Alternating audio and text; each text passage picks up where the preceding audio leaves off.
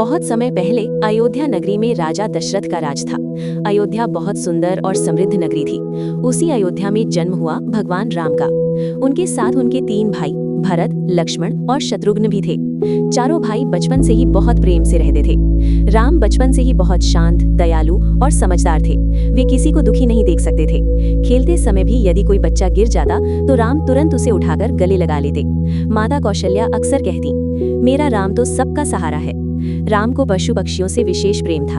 वे अक्सर महल के बगीचे में जाकर हिरणों, पक्षियों और गायों को दाना खिलाते थे। एक दिन अयोध्या में एक बड़ा उत्सव था। नगर में दूर दूर से लोग आए थे। उसी दिन एक विशाल हाथी भी नगर में लाया गया।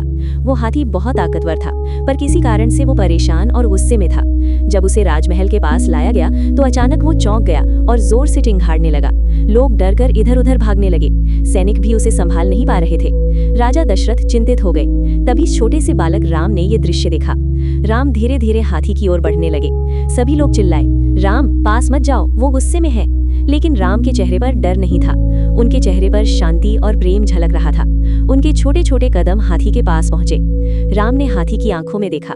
उन्हें लगा कि हाथी गुस्से में नहीं बल्कि डरा हुआ है। राम ने धीरे से कहा, मत डरो मित्र, मैं तुम्हारा दोस्त हूँ। उन्होंने अपने छोटे हाथ से हाथी की सूंड को सहलाया।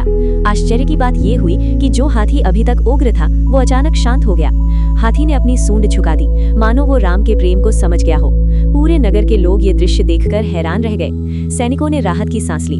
राजा दशरथ की आंखों में गर्व के आंसू आ गए। माता कौशल्या ने भगवान को धन्यवाद दिया। तभी वहां उपस्थित महर्षि वशिष्ठ मुस्कुराए और बोले, ये बालक कोई साधारण बालक नहीं है। इसके भीतर अद्भुत करुणा और दिव्य शक्ति है। राम ने हाथी के महावत से पूछा, ये इतना परेशान क्यों है? महावत ने बताया कि यात्रा के दौरान हाथी के पैर में कांटा चुभ गया था, जिससे उसे दर्द हो रहा था।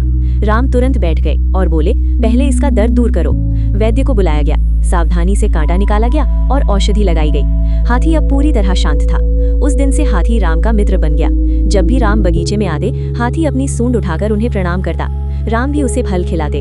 नगर के बच्चे ये देखकर खुश होते। वे समझ गए कि क्रोध का उत्तर क्रोध नहीं बल्कि प्रेम से देना चाहिए। कुछ दिनों बाद अचानक तेज आंधी और बारिश शुरू हो गई।